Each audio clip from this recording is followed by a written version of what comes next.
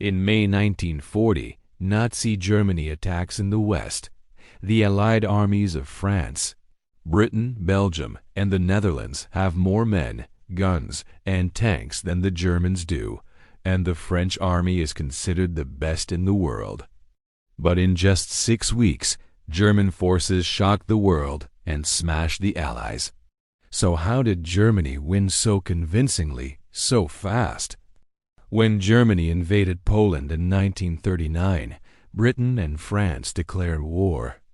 But the Western Allies do little as the German and Soviet armies crush the Poles, and German Chancellor Adolf Hitler is already planning his next move. He's in a hurry, since his alliance of convenience with the USSR might be short-lived, and the Allies aren't yet ready for war. On September 27th, Hitler tells the High Command he wants to attack France in a month. Nearly all German generals, like Wilhelm Ritter von Lieb, are stunned. The French will not be surprised. They know very well that if the Germans attack, they must do so through Belgium. So the French will be vigilant. Our bloody sacrifice will be great. An attack on France cannot be done like the attack on Poland. Rather, it will be arduous and very costly. Lieb 184. Hitler ignores his generals' warnings and orders them to start planning an offensive to capture neutral Belgium and the Netherlands, and occupy enough of northern France to be able to strike at Britain. The start date is moved to November 25th. Chief of the Army General Staff, Franz Halder, quickly prepares a cautious plan, with the main German advance through central Belgium. But Hitler is frustrated. This is just the old Schlieffen plan with a strong right wing along the Atlantic coast. One cannot get away with such an operation a second time. Gaulle, S-226. The back and forth between army planners and Hitler lasts for months, during which time the offensive is delayed 29 times. Hitler leans ever more towards the idea of concentrating the relatively few German armored and motorized divisions for a strike through the thickly forested Ardennes region, cutting off Allied forces if, as expected, they enter Belgium. Army brass think it's too risky. Unbeknownst to Hitler, General Erich von Manstein also favors the Ardennes route for what comes to be known as the Sichelschnitt or Sickle Cut plan, but the Army Command throttles it. Then, in January 1940, a German Messerschmitt 108 Typhoon carrying the plan crashes in Belgium, forcing the Germans to change it yet again. Finally, on February 24, 1940, the final plan is approved, one that weakens Manstein's idea of a double pincer from north and south. Army Group B will simply pin the Allies in the north, while the Southern Army Group A will lead the attack through the Ardennes, cross the Meuse River at Sedan, and race for the town of Abbeville, where the river Somme meets the sea. This is a risky plan, with precious armor moving through dangerous narrow forest roads and advancing with long vulnerable flanks.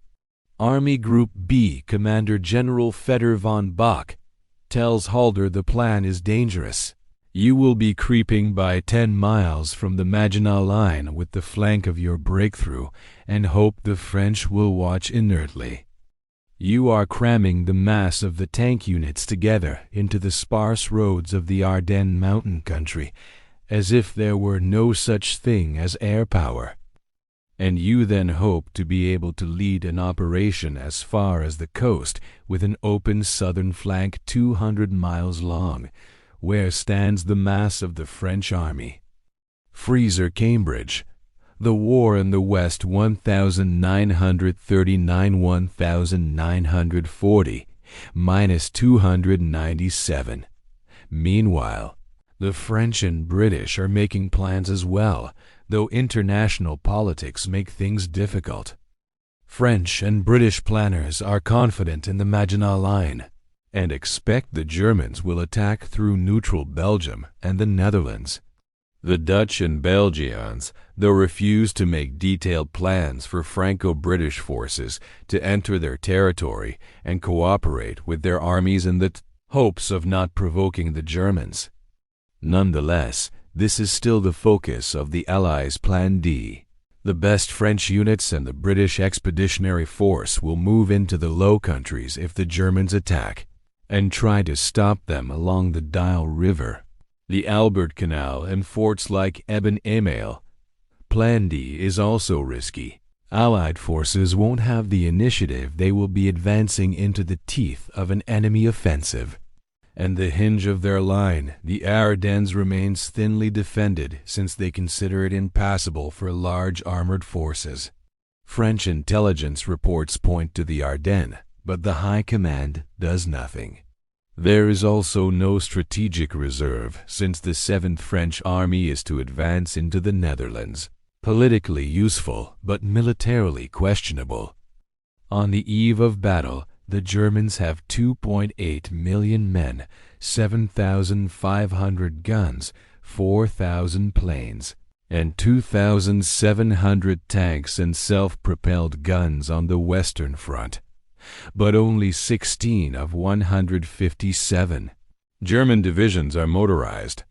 The Allies, including the still neutral Dutch and Belgians, have 3.7 million men, 14,000 guns, 3,000 planes, and 3,700 tanks.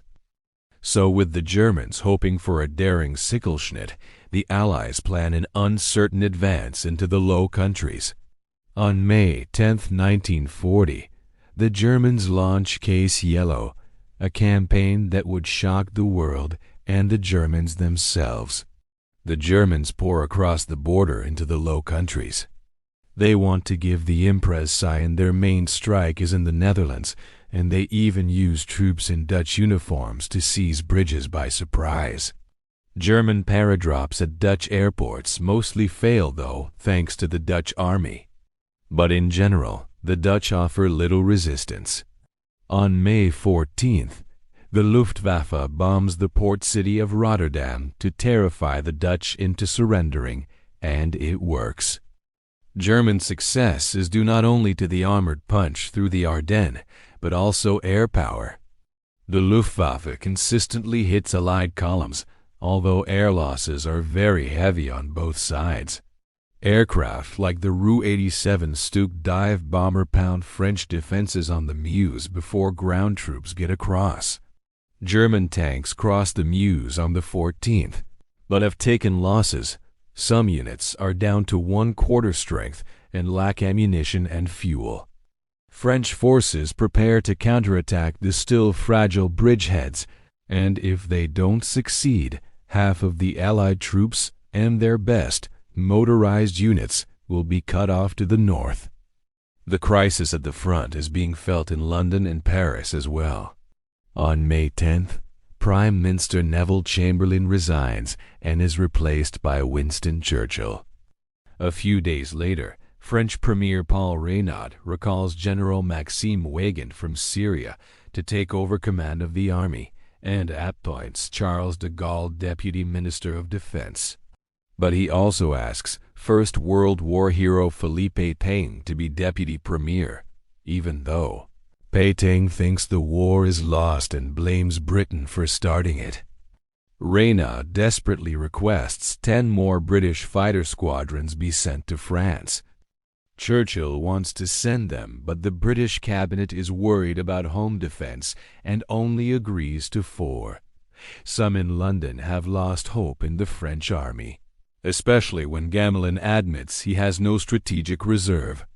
On the 15th, the Germans break out of their bridgeheads and advance up to 65 kilometers by evening.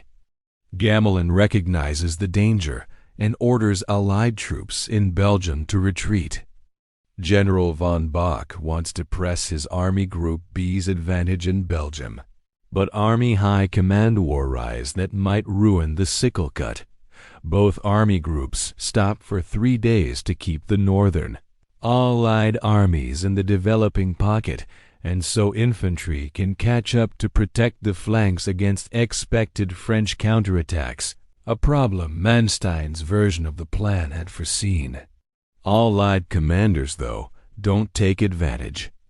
When a French general admits he has no idea what to do against the panzers, British General Henry Pownall loses his cool. My God, how awful to be allied to so temperamental a race. Jackson 86, on the other hand, an engagement at the village of Stun shows what French armor is capable of, and why German commanders hesitate. Captain Pierre Billett's Char B-1 bis destroys 11 Panzer IIs, 2 Panzer IVs, and 2 anti-tank guns, one of the most remarkable single-tank actions of the war. Despite Billett's heroics and the delay, on May 20th, the 2nd Panzer Division reaches the sea at Abbeville. They catch many French troops unprepared or in shock from continuous air attack. Lieutenant Alexander Stahlberg marvels at the destruction. The streets were lined with the wreckage of a defeated French army. Shot-up vehicles, pierced and burnt-out tanks, ABANDONED cannon, a never-ending chain of destruction. Beaver 114. More than 1 million British and French troops are trapped north of the Somme, and the RAF has lost 1/4 of its strength. The Allies desperately organize a double counterattack to hit the German flanks, but it's not clear who is in command of the cut-off forces, and the Germans are moving fast.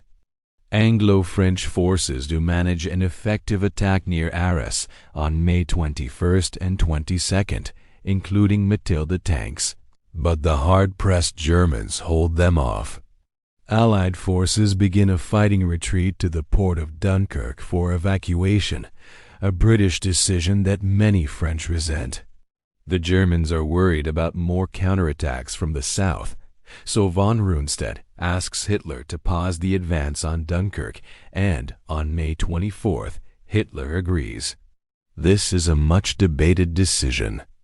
Later in the war, Hitler will try to cover up this mistake and say he wanted to avoid humiliating Britain in view of peace talks.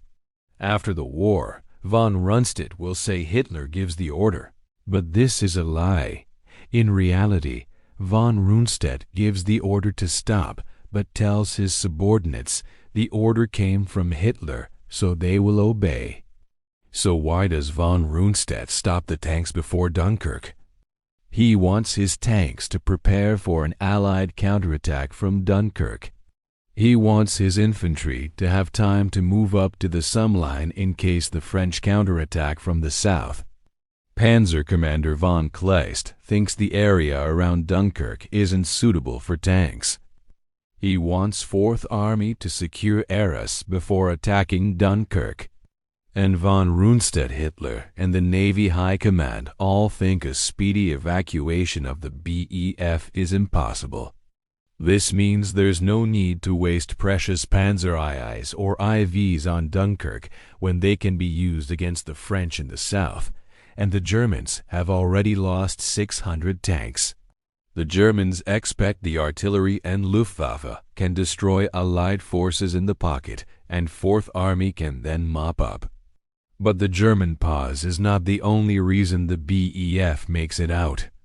On May 25th, British troops capture a German staff vehicle carrying documents detailing the location of the next German attacks. Lord Gord promptly sends reinforcements which prevent the Germans from cutting off most British forces from Dunkirk, a move that may have saved the BEF. Operation Dynamo. The evacuation of the BEF and French forces from Dunkirk begins May 26th, and the BBC's call for private boats to help follows the next day. On the beaches and in the ships, there is chaos as German aircraft pound the helpless men below. Quartermaster Frank Horrell is among the wounded. I got on a boat just after 7 that evening, and in the course of loading, an air raid came in. The ship got struck, and I found myself blown into the water. There were about 30 of us in the water. I could only doggy paddle because of my wounded leg, but I trod water and got myself back on the beach. 2. Wait for my chance again. Levine 187. Around the town, British and French units fight sacrificial rearguard actions to keep the Germans at bay. The last men escape on June 4th, and in all about 700 British and 160. French vessels of all types managed to evacuate 193,000 British and 145,000 French troops. 88,000, mostly French troops defending the evacuation route, are forced to surrender. German aircraft managed to sink 20 Allied warships and damage dozens more.